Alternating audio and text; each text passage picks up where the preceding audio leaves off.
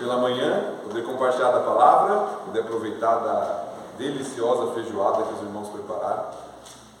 Cadê o irmão que preparou a feijoada? Não está aqui agora? Tá. Queria agradecê-lo pessoalmente. Mas foi muito bom o tempo com os irmãos, muito gostoso mesmo.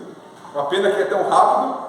Estava falando com o pastor hoje, eu já vim para Curitiba 3 vezes, né, para aqui, para essa região, Curitiba Pinhais também, ano passado, mas é sempre vai e volta quase no mesmo dia, né? Não conheço Curitiba de verdade, conheço igrejas de Curitiba, mas a cidade em si não conheço ainda, mas foi um prazer estar com os irmãos. Obrigado, Joel, por ter vindo, é muito bom revê-lo. Joel, um amigo lá de São Paulo, que faz inclusive o seminário, a Faculdade Batista lá, eu falei pela manhã sobre o meu ministério lá, e mudou para cá recentemente, ano passado, né?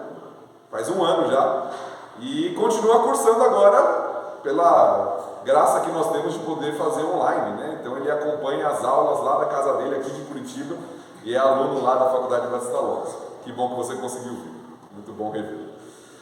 Muito bem, nós vamos concluir então aquilo que nós começamos a falar pela manhã, a proposta, né, que desse domingo que foi intitulado, do pastor Rafael, de Domingo do Aconselhamento Bíblico, foi pela manhã. Nós trouxemos um devocional falando sobre a importância do aconselhamento bíblico para a igreja local. Depois tivemos um momento em classe falando sobre um dos tópicos, que é depressão, muito presente na nossa cultura, e como que a gente pode ajudar pessoas que estão lidando com isso. E hoje nós queremos trazer uma reflexão, uma mensagem na palavra do Senhor, falando sobre outro tópico muito presente, que é a ansiedade. Então eu intitulei essa nossa mensagem como Vencendo a Ansiedade. E aí nós queremos olhar para 2 textos bíblicos que falam sobre esse assunto e refletir sobre como primeiro o Senhor Jesus Cristo nos ensina e depois o apóstolo Paulo fala sobre esse assunto, como a gente pode lidar com isso na nossa vida e ajudar outras pessoas que também lidam com a questão da ansiedade. Eu quero iniciar fazendo uma citação. Ela está no livro Abaixo a Ansiedade, de John MacArthur, onde ele diz o seguinte: eu compreendo porque o mundo é estressado. Eu compreendo porque as pessoas estão ansiosas. Eu compreendo porque elas se preocupam. Eu entendo porque tem ataque de pânicos. É assustador estar vivendo neste universo inexplicável e se sentir sozinho, sem meios de compreender por que mesmo está aqui e onde está tudo. Eu entendo que há um certo temor cósmico. Eu entendo porque pessoas tomam drogas, bebem, fazem comilanças, saem às compras descontroladamente, fazem aventuras absurdas e todo tipo de coisa para preencher suas mentes com outros pensamentos. Nós estamos vivendo em uma cultura dominada pela ansiedade. A coisa mais impressionante de tudo isso é que esta é a sociedade mais indulgente, mais esbanjadora de todos os tempos. É a sociedade mais confortável, é a sociedade que tem mais de tudo, mas parece ser a cultura mais dominada pelo pânico, pela ansiedade, pelo estresse e pelo medo em todos os tempos. Nós temos um mundo médico enorme que existe para fazer nada mais do que ajudar pessoas com estresse. Nenhuma preocupação fica sem nome, nenhuma preocupação fica sem definição, nenhuma preocupação deixa de ser catalogada, nenhuma preocupação fica sem diagnóstico e nenhuma preocupação fica sem medicação. Eles simplesmente ficam sem alívio. Pessoas vivem com ansiedade, vivem com preocupação, vivem com estresse, mas é tão comum que nem falamos em vencê-lo. O termo é gerenciável. Você pode fazer um curso, frequentar um seminário, escutar uma palestra, ouvir algo sobre gerenciamento de estresse, como se fosse um time de futebol, que precisasse de um técnico, um gerente ou uma linha de produção. É a expressão que é usada na introdução desse livro. A pergunta é: será que há algum meio de lidar com isso de maneira mais adequada? Será que as Escrituras nos orientam sobre como nós deveríamos lidar com a ansiedade que muitas vezes quer dominar a nossa vida, dominar o nosso coração, diante das incertezas, diante das preocupações que surgem, diante dos problemas. Como nós lidamos com esse sentimento de ansiedade, de querer estar no controle e às vezes se desesperar porque percebe que não está?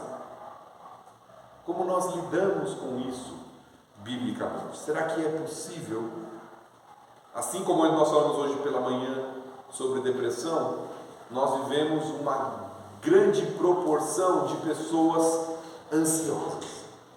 Certamente você conhece alguém, ou você mesmo se descreve como ansioso, o que é muito comum na nossa cultura, não é verdade?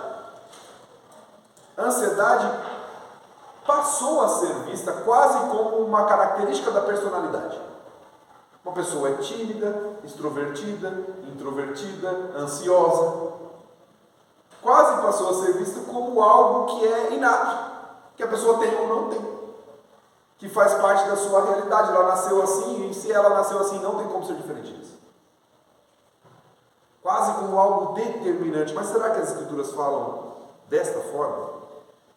Muitas vezes nós acabamos adotando uma visão e uma postura com relação a isso, como se nós não tivéssemos nada a fazer, e como se não houvesse solução, como se não houvesse esperança para lidar com esses problemas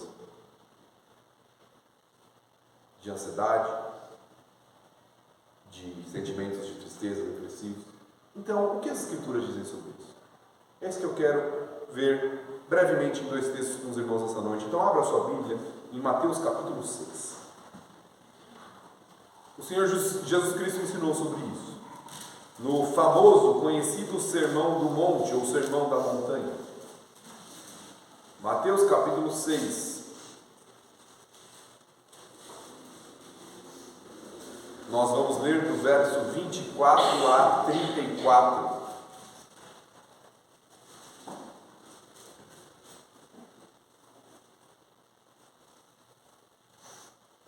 Assim diz a palavra do Senhor: ninguém pode servir a 2 senhores, porque ou há de aborrecer-se de um e amar ao outro, ou se devotará a um e desprezará o outro. Não podeis servir a Deus e às riquezas. Por isso vos digo, não andeis ansiosos pela vossa vida, quanto ao que haveis de comer ou beber, nem pelo vosso corpo, quanto ao que haveis de vestir. Não é a vida mais do que o alimento, e o corpo mais do que as vestes? Observai as aves do céu. Não semeiam, não colhem, nem ajuntam em celeiros. Contudo, vosso Pai Celeste as sustenta. Porventura, não valeis vós muito mais do que as aves? Qual de vós, por ansioso que esteja, pode acrescentar um côvado ao curso da sua vida? E por que andais ansiosos quanto ao vestuário? Considerai como crescem os lírios do campo. Eles não trabalham, nem fiam. Eu, contudo, vos afirmo que nem Salomão, em toda a sua glória, se vestiu como qualquer deles. Ora, se Deus veste assim a erva do campo, que hoje existe e amanhã é lançada no forno, quanto mais a vós outros, homens de pequena fé. Portanto, não vos inquieteis dizendo: que comeremos, que beberemos, ou com que nos vestiremos? Porque os gentios é que procuram todas essas coisas, pois vosso Pai Celeste sabe que necessitais de todas elas. Buscai, pois, em primeiro lugar o seu reino e a sua justiça, e todas estas coisas vos serão acrescentadas. Portanto, não vos inquieteis com o dia de amanhã, pois o amanhã trará os seus cuidados. Basta ao dia o seu próprio mal. Vamos orar? Gracioso Deus e Pai, nós estamos na sua presença agora, diante dos nossos irmãos em Cristo, perante a sua palavra, rogando que o Senhor nos ensine por meio dela nessa noite. Que o Senhor edifique a sua igreja, que o Senhor nos desafie e nos encoraje por meio da exposição da sua palavra. Que o teu Santo Espírito fale aos nossos corações, que nós possamos sair daqui consolados, encorajados e dispostos a colocar a sua palavra em prática na nossa vida e também a auxiliar pessoas ao nosso redor por meio da sua palavra. Nos oriente nessa noite, nesse momento. Em nome de Cristo Jesus que nós oramos. Amém. Muito bem. Esse texto, o Senhor Jesus Cristo fala um pouquinho sobre o problema da ansiedade.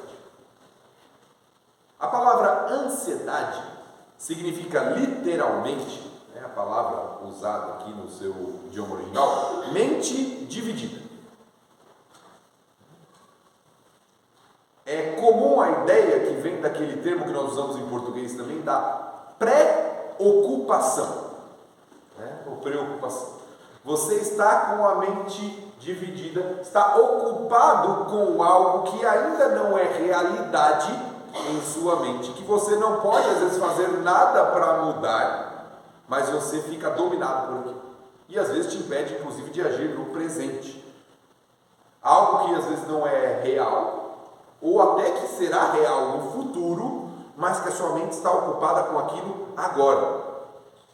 Voltando sua atenção para aquilo que às vezes está além do seu controle, está além do controle de Deus.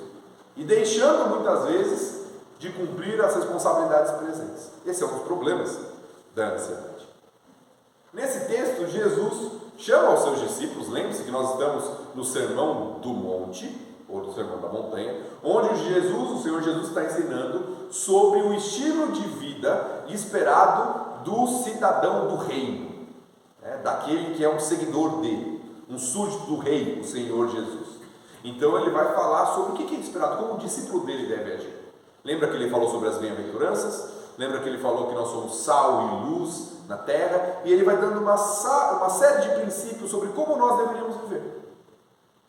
Sobre como deve ser a vida do cristão, do discípulo de Jesus. E nesse texto, ele nos chama por 3 vezes, de forma enfática, a não ficar ansioso. No versículo 25 ele diz, não andeis ansiosos. No versículo 31 ele diz, não vos inquieteis. E é a mesma palavra ali, não andar ansioso. E no versículo 34 ele termina novamente, não vos inquieteis. Então o texto vai sendo repetido. As palavras de Jesus vão voltando aqui para enfatizar. Um discípulo de Jesus não deve ser dominado pela ansiedade. Isso não significa que você não vai ser tentado por isso. Isso não significa que você não vai ter momentos em que você vai ficar nessa expectativa, você vai ter que lidar com o seu coração em meio a isso. Mas Jesus nos fala que, olha, não há motivo para o discípulo de Jesus viver dominado pela ansiedade, como nós vemos na nossa cultura hoje, muitas pessoas dominadas pela ansiedade. E por quê? Jesus nos dá alguns motivos. E olha, tem 5 motivos nesse texto aqui, do porquê a ansiedade é problemática e porquê ela deve ser descartada da vida do discípulo de Jesus. O primeiro motivo que Jesus dá no texto é que a ansiedade nos faz esquecer do cuidado de Deus. Esse é o primeiro motivo. A ansiedade, quando nós ficamos ansiosos por algo, temerosos sobre o que vai acontecer no futuro, se eu vou ter isso ou não vou ter aquilo, se uma pessoa está em perigo ou não, se aquela situação é problemática, pode acontecer algo no futuro, eu esqueço de quem cuida de mim. Eu esqueço do cuidado de Deus. Esse é o primeiro argumento que o Senhor Jesus Cristo usa nesse texto, quando ele diz, nos versículos 25, 26, depois 28 e 29, ele diz assim, não andeis ansiosos pela vossa vida, quanto ao que comer, beber, nem pelo vosso corpo, quanto ao que vestir. Aqui o Senhor Jesus está falando de coisas básicas e necessárias para a sobrevivência. Todos nós precisamos de alimento, todos nós precisamos de vestimento. O Senhor falou, nem dessas coisas básicas necessárias você deveria andar ansioso por isso. E aí ele faz 2 perguntas. Não é a vida mais do que o alimento? Você entende a pergunta que Jesus está fazendo aqui? O que é mais importante? A vida ou o alimento? A vida, certo? O alimento existe inclusive para nutrir e manter a vida. A vida é mais importante.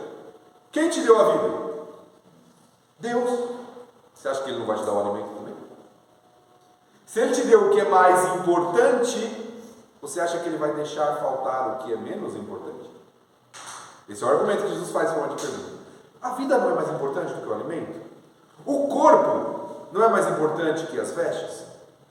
Se o Senhor te criou, se Ele é o Criador, se Ele é quem te dá a vida, se Ele é quem te formou, você acha que Ele vai falhar no cuidado daquilo que você precisa para a manutenção da vida? Para o aquecimento do corpo? Então, a primeira mensagem que Jesus está trazendo aqui é: Deus fez o corpo, Ele vai dar as vestes. Deus deu a vida, Ele vai dar o alimento. E é claro que aqui não é uma chamada à irresponsabilidade, tá bom? Jesus não está falando assim, olha, tá vendo? Não precisa fazer nada, não precisa trabalhar, Deus vai dar tudo que você precisa. Não é isso que o texto está falando. Mas ele está falando sobre confiança no cuidado de Deus. E ele dá dois exemplos para a gente da criação para nos ajudar com isso. O primeiro exemplo são as aves do céu. No versículo 26, ele diz: observai as aves do céu, olhem para as aves. Elas não semeiam. A árvore está preocupada, hein? Você já viu alguma ave plantando?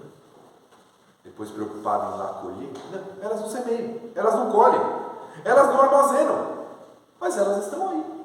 Quem as sustenta? Deus. O argumento do versículo 26, observem as aves do céu, não semeiam, não colhem, não ajuntam em celeiros, contudo o vosso Pai Celeste as sustenta. E aí tem uma pergunta: não valeis vós muito mais do que as aves? Eu sei que perguntas como essa na nossa cultura atual podem soar até politicamente incorretas, né? Porque às vezes a gente tem uma supervalorização do animal em detrimento do ser humano. Mas o argumento de Jesus aqui é: o ser humano criado à imagem de Deus vale mais do que uma ave. Se o Pai Celestial cuida das aves, você acha que Ele não vai cuidar de você? Não há motivo para o Filho de Deus ficar ansioso. Por quê? Porque Deus cuida de nós. A ansiedade nos faz esquecer disso. Esquecer que Deus está cuidando de nós.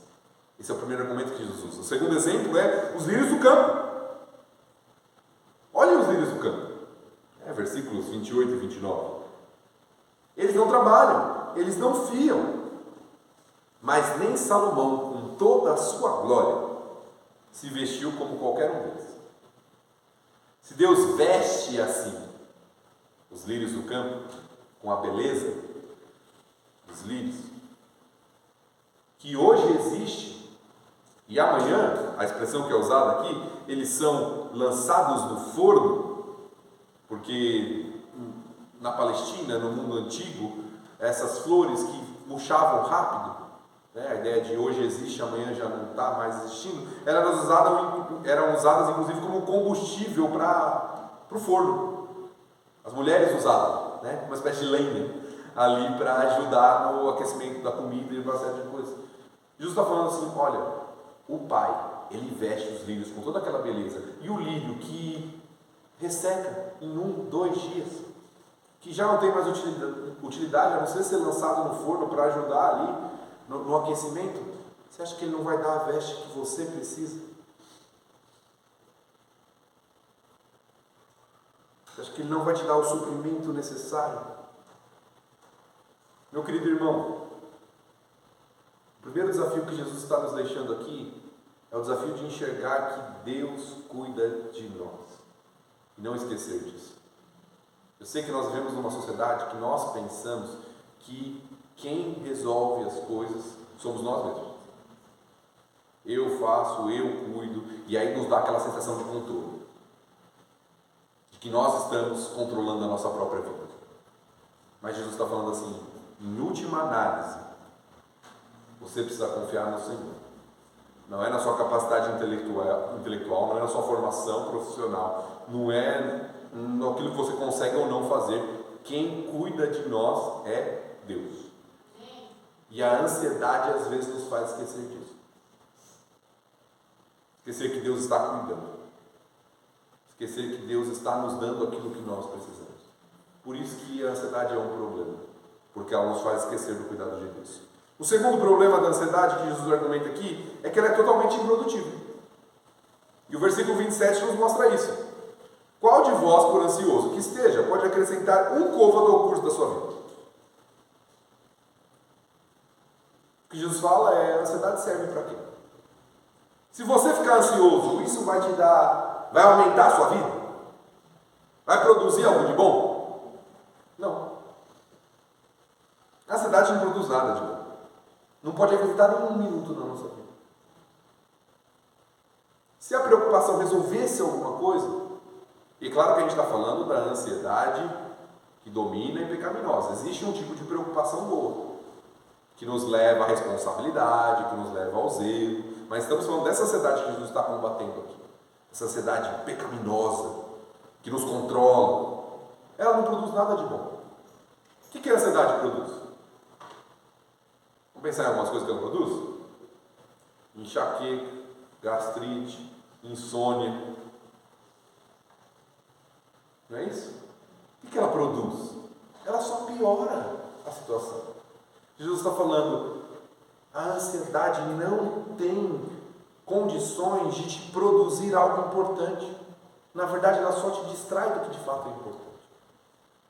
Ela só tira o seu foco do Senhor. Ela só deixa você, ela só afeta o seu físico, as suas emoções, te levando a ficar mais distante, inclusive, do próprio Senhor. Ela pode te amarrar, te perturbar, te atrapalhar de alguma forma. Então, o segundo argumento que Jesus usa é: a ansiedade ela é problemática porque ela não produz nada de bom. Ela não nos ajuda em nada. O terceiro argumento que Jesus usa é que a ansiedade nos faz deixar de confiar em Deus. Jesus diagnostica nos versículos 30 e 31 o problema. Ele diz assim: ora, se Deus veste assim a erva do campo, que hoje existe, amanhã lançada no forno, quanto mais a vós outros, homens de pequena fé. Portanto, não vos inquieteis, dizendo que comeremos, que beberemos ou com que nos vestiremos. Aqui Jesus detecta o problema do nosso coração. Quando somos deixados dominar pela ansiedade, é porque nos falta fé, confiança no Senhor. Jesus fala: olha, por que vocês estão assim, deixados dominar pela ansiedade? Homens de pequena fé. Quando ficamos inquietos por essas coisas, por alimentos, por vestes, talvez por necessidades materiais, isso vai revelando uma falta de confiança no Deus que provê. Você confia que é o Senhor que provê o que você precisa? É o Senhor que nos dá o alimento necessário? Por que nós oramos? Nós cristãos oramos antes do alimento, tradicionalmente. Talvez você não parou para pensar sobre isso, talvez você ora porque é uma tradição, você foi acostumado assim. Mas nós oramos porque nós reconhecemos, obrigado, isso vem do Senhor. Talvez na nossa sociedade moderna nós perdemos um pouco dessa visão, porque o que nós fazemos, pelo menos nas metrópoles, nas cidades grandes, no contexto, não no contexto rural, nós vamos no mercado e compramos o alimento. Nós não temos aquela cultura que a sociedade israelita tinha, de que eu tenho que plantar e esperar vir a chuva como sinal de que Deus está provendo. É por isso, inclusive, que tem muitas músicas e muitos textos bíblicos que falam da chuva como uma bênção. Na cidade grande, a chuva às vezes acaba nos atrapalhando, mais do que ajudando. A gente não olha para a chuva muitas vezes como bênção, não é verdade? Lá na igreja que eu pastorei, Júlio, no norte de São Paulo, a parte de baixo da igreja, ela fica bem do lado de um riozinho. Quando chove muito, alaga. Então a gente não gosta que chove muito lá, né? Porque nos dá problemas na igreja quando chove muito. Mas a Bíblia vê a chuva como um sinal da bênção de Deus. Por quê? Porque a chuva é um sinal de que Deus está provendo o necessário para que haja alimento. A consciência de que Deus é quem está dando. De que quando eu colho o alimento é porque Deus deu o que era necessário. Evitou a praga dos gafanhotos, né? Deu a chuva para o alimento crescer. Hoje em dia nós perdemos um pouco dessa consciência, porque a gente vai no mercado, compra com o nosso dinheiro, a gente pensa que nós é que damos o alimento para nós. E esquecemos que quem dá é o Senhor. Quem dá as condições necessárias, quem provê o que precisamos é o Senhor. Quando somos dominados pela ansiedade, deixamos de confiar de que é o Senhor é quem nos dá o que precisamos, inclusive em meio às crises. Nós acabamos de passar recentemente na história sobre uma crise, da pandemia. E quem nos sustentou em meio a isso? Foi o Senhor. Já parou para pensar? nós somos tão cheios de si, cheios de confiança, donos de si mesmos, e de repente Deus mandou um pequeno vírus que a gente não consegue nem enxergar e colocou todo mundo em pânico. Para mostrar que é o Senhor que está no controle, que a gente não tem tanto controle como a gente pensa que tem da nossa vida. É Ele que cuida da nossa vida e nós devemos confiar nele. Jesus apresenta um quarto argumento porque a ansiedade é problemática, porque ela distorce o nosso foco. Versículos 32 a 34. E ela faz isso de duas formas. Primeiro, ela tira o nosso foco do Senhor, fazendo-nos agir como aqueles que ignoram o Senhor, os incrédulos. Olha o versículo 32. Porque os gentios, e aqui o termo gentil é usado para se referir como sinônimo dos incrédulos, aqueles que não confiam em Deus. Tá? O termo gentil é usado de duas formas na Bíblia, um para se referir ao não judeu e outro para se referir ao não, de forma espiritual, né? Ao que não crê em Deus. E Jesus está usando assim. Né? Os gentios, os pagãos, aqueles que não adoram o Senhor, não conhecem o Senhor, são eles que procuram essas coisas. São eles que estão preocupados, são eles que o foco deles é aqui, nessa vida. O que eu tenho, eu não tenho aqui.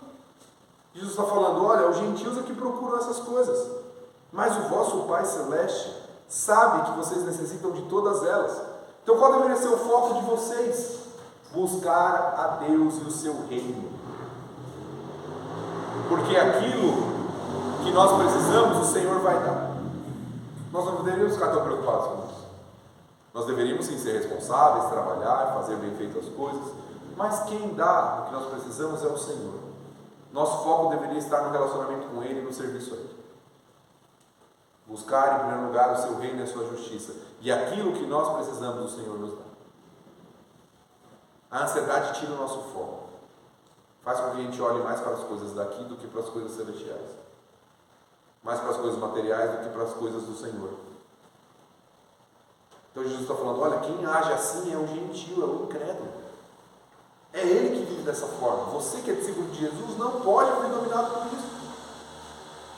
Um incrédulo viver ansioso é normal e esperado.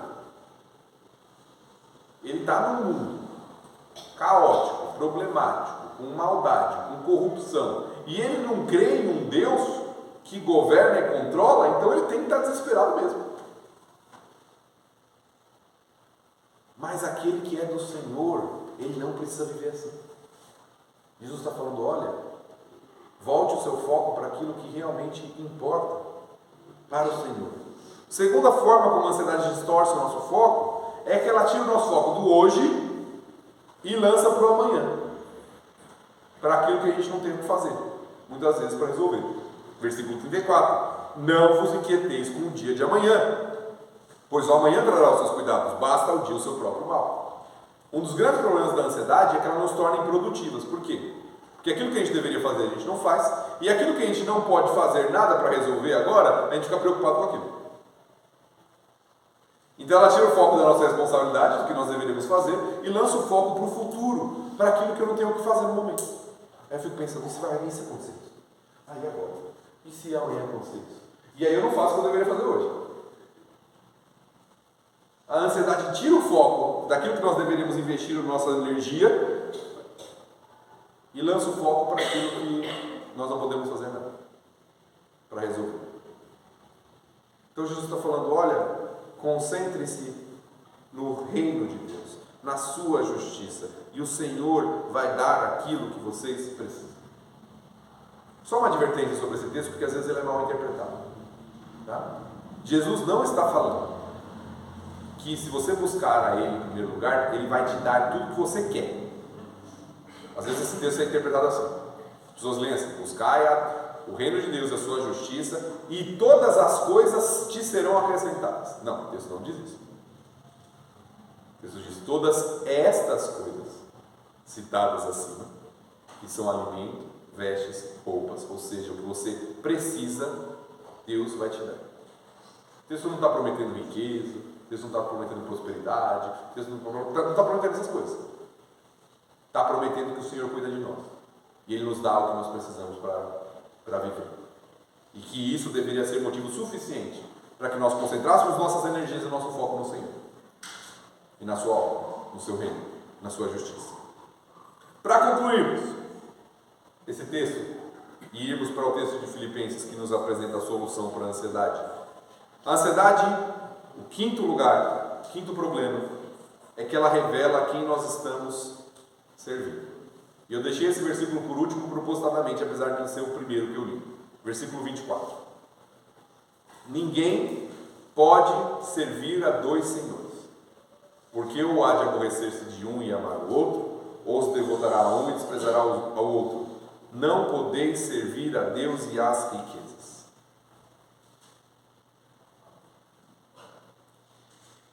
Esse versículo é o versículo fundamental. Ele responde a quem nós adoramos e a quem nós servimos. Não dá para você servir a dois senhores. Não dá para você adorar a dois deuses. Ou você vai se devotar às riquezas, como exemplo aqui, as coisas materiais, e vai estar preocupado com isso. Ou você vai se dedicar ao Senhor. O coração humano não comporta uma lealdade dupla. Ou você vai ser leal a um, ou você será leal ao outro. Ou você vai adorar ao Deus verdadeiro, ou você vai adorar alguma outra coisa na criação, que aqui é exemplificado com o dinheiro. A ansiedade revela a quem nós estamos servindo, em quem nós estamos confiando, a quem nós estamos adorando, inclusive para o nosso sustento. Nós confiamos em quê? Confiamos que quem nos sustenta é o Senhor ou a nossa capacidade financeira? Nós confiamos que quem cuida de nós é o Deus soberano ou a nossa capacidade de planejar e organizar as coisas da nossa vida. E note, novamente eu vou falar isso para que você não me entenda mal. Eu não estou falando que você tem que ser irresponsável, que você não tem que planejar, que você não tem que buscar uma boa formação, nada disso. Isso faz parte da nossa responsabilidade. Eu estou falando de em que você confia. Onde o seu coração está. A quem você serve e a quem você adora. Essa é a grande questão que Jesus está falando aqui. Quando estamos adorando a Deus, servindo ao Senhor, buscando em primeiro lugar o seu reino, confiamos nele, fazemos o que é de nossa responsabilidade, descansamos no seu cuidado. Senhor, eu fiz aquilo que era a minha responsabilidade. Eu fiz o que eu podia fazer. As coisas estão na mão do Senhor. Eu quero descansar no seu cuidado, eu não quero ficar com o coração dominado, com a mente preocupada, com a mente voltada para isso. O Senhor controla todas as coisas, eu não tenho controle. Eu quero confiar no Senhor. É isso que Jesus está nos ensinando a fazer nesse texto.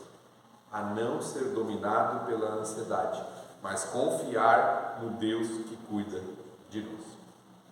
O segundo texto que pode nos ajudar, e eu quero que você vá para ele agora, para nós concluirmos, está em Filipenses capítulo 4. Esse texto, o apóstolo Paulo também fala para não nos deixarmos dominar pela ansiedade.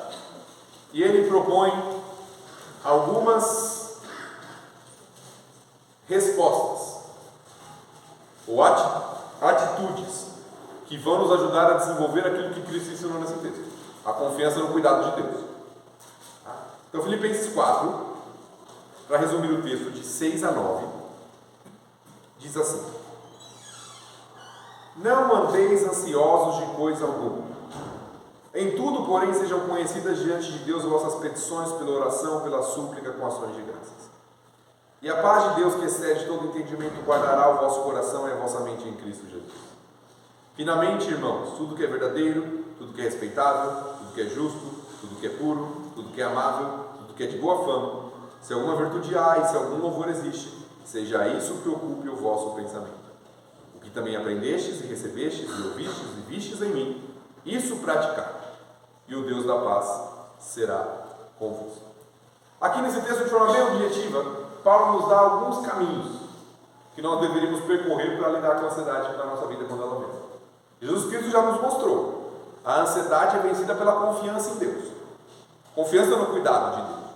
Confiança no cuidado do Pai. Mas como a gente desenvolve essa confiança? Como a gente trabalha isso na nossa mente, na nossa vida? Paulo aqui parece nos dar o caminho. Ele faz a mesma advertência de Jesus: não andeis ansiosos por coisa alguma. E aí ele propõe algumas soluções. A primeira solução que ele propõe, de forma bem simples, é a oração. Não andeis ansiosos de coisa alguma, versículo 6. Em tudo, porém, sejam conhecidas diante de Deus vossas petições, pela oração, pela súplica, com ação de graças. Esse é um dos recursos extraordinários que Deus nos deu e que às vezes nós negligenciamos: a vida de oração. O simples fato de você poder conversar com Deus, depositar tudo o que aflige o seu coração diante dele, é fundamental para lidar e aquietar nosso coração. Paulo está falando sobre isso aqui. Não ande ansioso, em vez disso, coloque sua súplica diante do Senhor, com petições, com ações de graças. Seja grato, peça, coloque o seu coração diante do Senhor. Paulo mostra que existe muita ansiedade, muitas vezes porque existe pouca oração. Em vez de sermos dominados pelo medo, pela tensão, pela preocupação, quando isso surge, a primeira coisa que nós devemos fazer é: Senhor, o Senhor conhece todas as coisas. O Senhor sabe como meu coração está sendo tentado aqui a ficar preocupado com essas coisas e a esquecer do cuidado do Senhor. Então, Senhor, eu quero entregar nas suas mãos. O Senhor sabe dos meus medos, o Senhor sabe dos meus temores, mas eu não quero ser dominado por isso. Eu quero ser grato ao Senhor, mesmo em meus momentos de lutas. E eu quero viver sob a sua dependência. Paulo nos ensina a oração. A oração é fundamental para que nosso coração não seja tomado pelo medo, pela ansiedade. Paulo fala que a primeira coisa que nós deveríamos fazer é orar, colocar na dependência do Senhor, voltar nosso foco para Ele. Isso vai nutrir a confiança e o cuidado de Deus em nosso coração. Segunda solução que Paulo nos dá, no versículo 8, é a renovação do nosso pensamento, ou a renovação da nossa mente. Nós falamos um pouquinho sobre isso pela manhã.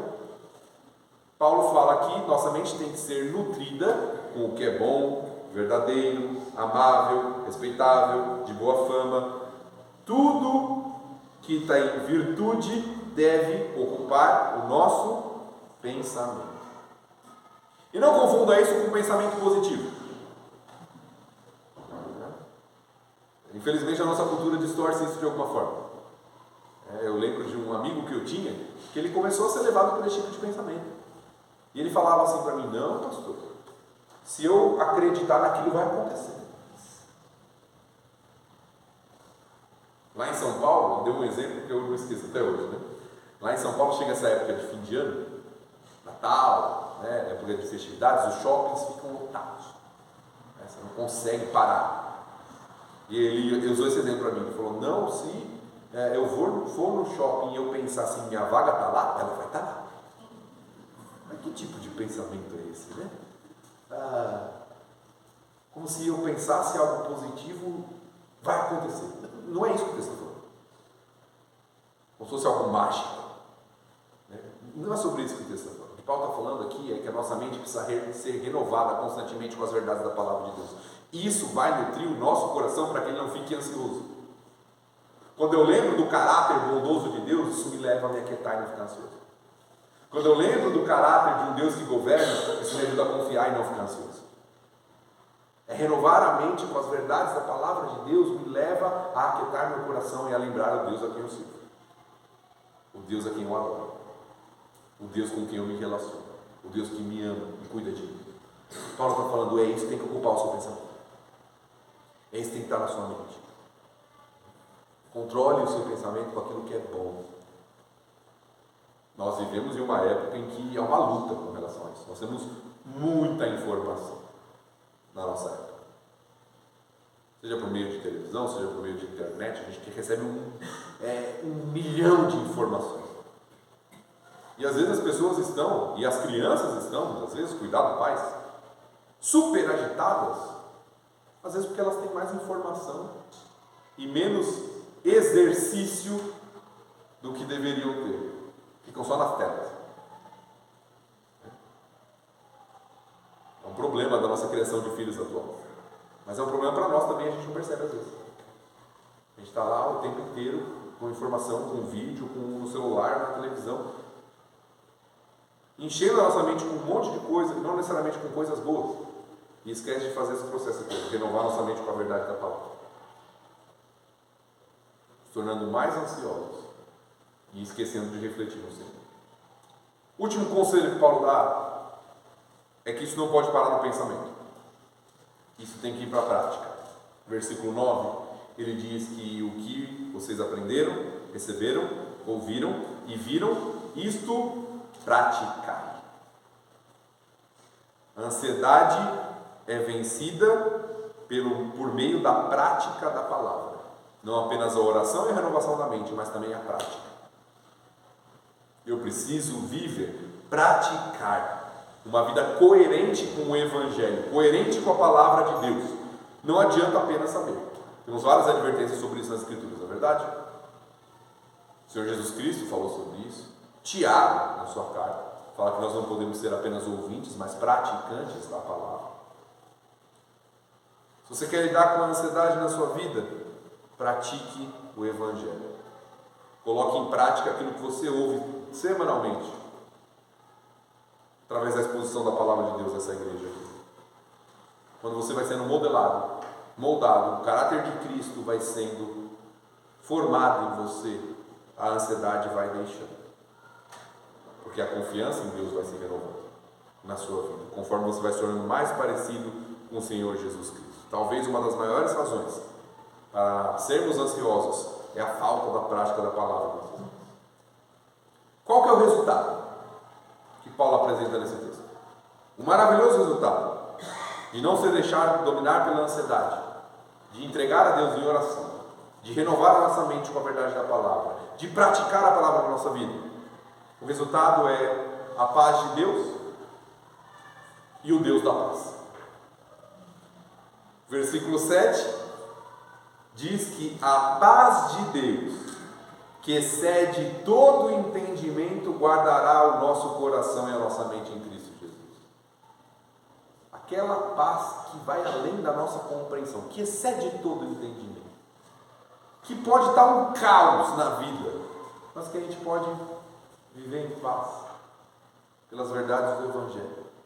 Ela excede todo entendimento, ela guarda nosso coração e a nossa mente. Quando nós confiamos e entregamos tudo ao Senhor, mesmo que tudo esteja desmoronando, nós podemos ter paz. É a paz de Deus que excede todo entendimento. Mas não é só a paz de Deus. O versículo 9 fala que é o Deus da paz que será convosco. A própria presença pessoal de Deus. Não é só a paz dele, é o próprio Deus da paz que será convosco. A paz de Deus, a paz divina e o Deus da paz, o próprio Deus, que enche o nosso coração com a sua paz, conforme dependemos dele, em oração, renovando nossa mente, praticando a palavra, é que preenche o nosso coração, não deixando que ele seja dominado pela ansiedade. Meu desafio para você, meu irmão, nesse domingo, e talvez o maior foco que nós falamos durante todo esse domingo juntos foi esse: que o foco da sua vida seja o Senhor. Quando o foco da sua vida for o Senhor, se você nutrir, alimentar-se da sua palavra constantemente, você vai conseguir vencer a ansiedade, você vai conseguir vencer os sentimentos de abatimento, de tristeza, de desânimo, porque o seu maior prazer estará no Senhor. Você vai poder experimentar a paz que vem dele, essa paz que excede todo o entendimento. A sua vida será guiada e nutrida por isso. E mesmo em meio às dificuldades da vida, e elas existem, você vai poder ser alguém, como Paulo, como nós falamos pela manhã, que aprendeu a viver contente em toda e qualquer situação. Esse é o desafio que o Senhor nos dá em sua palavra. Que a palavra de Deus guie, oriente, seja o foco da nossa adoração ao Senhor, a esse Deus da paz, e que nosso coração seja moldado a cada dia, aprendendo a confiar em Ele. Vamos orar?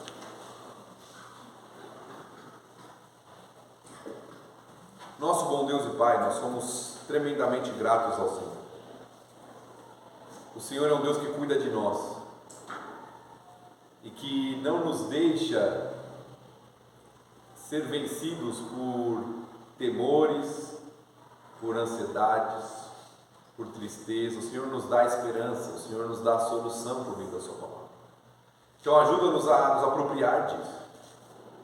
Isso é bom para nós, mas isso, além de ser bom para nós, revela um coração voltado à obediência ao Senhor por meio da sua palavra, e tem um foco voltado para o Senhor e para o seu reino. Então nos ajuda, Pai, a não sermos escravizados por temores, por sentimentos, mas a confiarmos plenamente no Senhor e vivermos para adorar.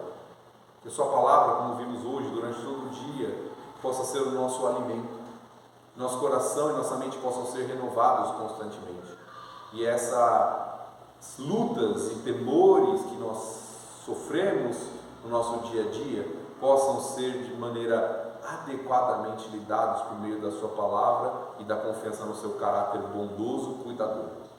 Então nós rogamos que o Senhor continue abençoando a vida dessa igreja, pastor Rafael, toda a liderança, todos os irmãos que servem aqui, para que cada dia a sua palavra seja o guia que traga edificação para a vida de cada irmão aqui presente.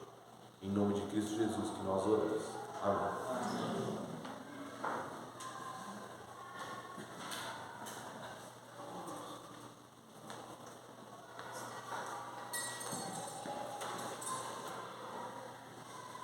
Nós temos algo que o mundo procura de forma desesperada, que é paz.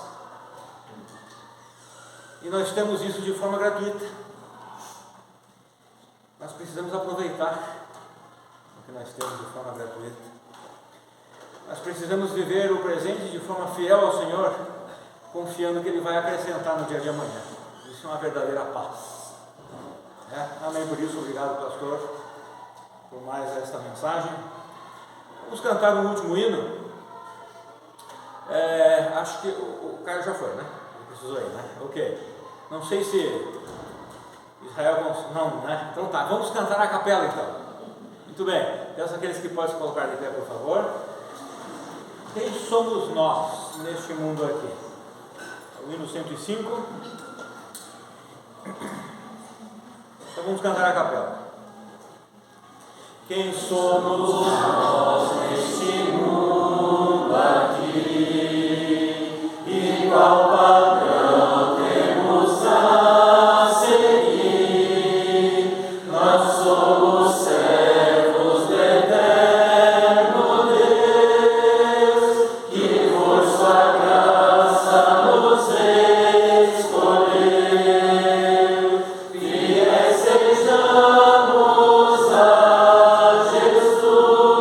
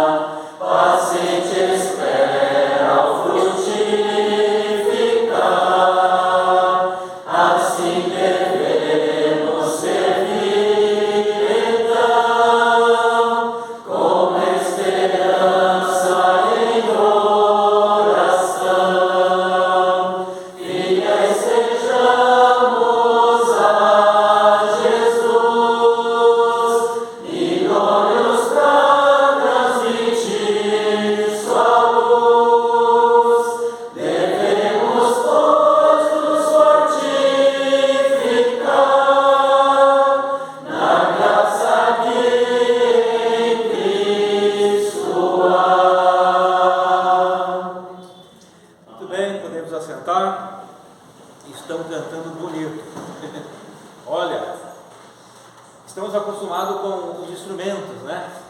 Mas você sabia que no início os batistas eles não usavam instrumentos? Na Holanda e na Inglaterra, até porque eles pensaram que não deveriam usar, que poderia ser algo errado. Depois de um tempo daí, então, teve um pastor que, vamos dizer assim, fez um artigo e mostrou para os batistas que poderiam usar alguns instrumentos, eles começaram a usar. Mas é bonito cantarmos a capela também, né? Então, o nosso Deus merece, né? Honra e glória a Ele. Irmãos, guarde a palavra de Deus no seu coração, na sua mente, pratique ela durante a semana, passe o que você aprendeu para outras pessoas, e eu desejo a cada um de vocês uma ótima semana na presença do Senhor Jesus. Não deixem de dar uma boa viagem ao pastor Chave, que daqui a pouco ele está indo embora, tá? Antes dele ir embora, desejar a ele uma boa viagem e um tempo abençoado aí na sua volta lá para sua família e sua igreja, seu ministério. Então nós vamos terminar agora com uma oração, mais uma oração, e daí os irmãos podem, antes de ir embora, se despedir uns dos outros, tá bom? Desejando uns aos outros uma boa semana. Senhor Deus, obrigado por esse tempo, obrigado pela tua misericórdia, obrigado pelo teu amor, obrigado pela tua palavra, obrigado pela tua longanimidade para conosco, ó Pai. Obrigado, ó Senhor, é o que temos a te agradecer sempre e sempre. Obrigado por essa igreja, obrigado pela igreja lá no Jardim Tremembé, pastor Tiago. Obrigado, ó Pai, pelas oportunidades que o Senhor nos dá, pela prática do teu amor sobre nossas vidas dia após dia. Obrigado, Senhor, porque o Senhor tem nos sustentado e promete que irá continuar nos sustentando durante toda a eternidade. Obrigado pela salvação. Em nome de Jesus. Amém.